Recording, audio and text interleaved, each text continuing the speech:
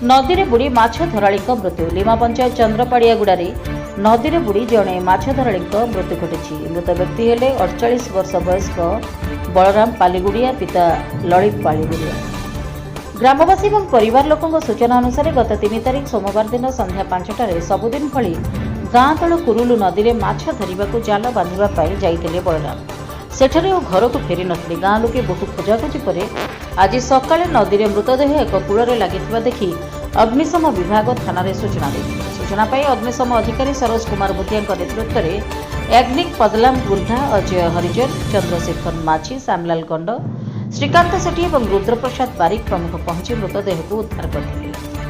सकाळ 10:30 सूचना पाइबा संगे संगे घटनास्थल में पहुंची प्राय 5 फुट उपरे थिबा पानीरू मृतदेह को उद्धार करितबा अग्निशम अधिकारी श्री भूतिया कहते। एसआई सनातन सुनानी नेतृत्व में पुलिस टीम पहुंची मृतदेह जबत करी व्यवच्छेद पर परिवार लोकों को हस्तांतर करा जायछि।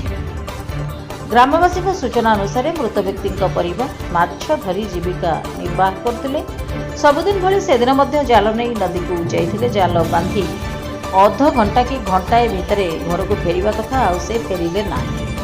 अन्यपटे से दिन स्त्री पार्वती परिवार 2 पुओ कार्तिक बयस 19, रघु बयस 16 वर्ष से दिन घरे नथिले। सान पुओ 13 वर्षर भक्त बापा सह घरे थे। बहु समय धरी बापा न फेरिबारु गाँ लोकों को जणाइथिले। गाँ लोक खोजाखोजी करी पाई नथिले।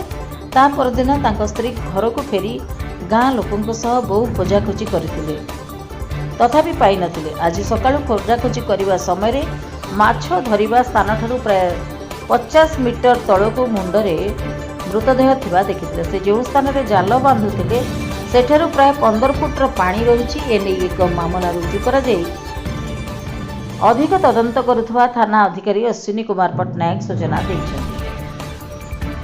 कुंद्रा ब्लॉक रामचंद्र नायक रिपोर्ट, रिपब्लिक ओडिशा, साधारण लोकों स्वर।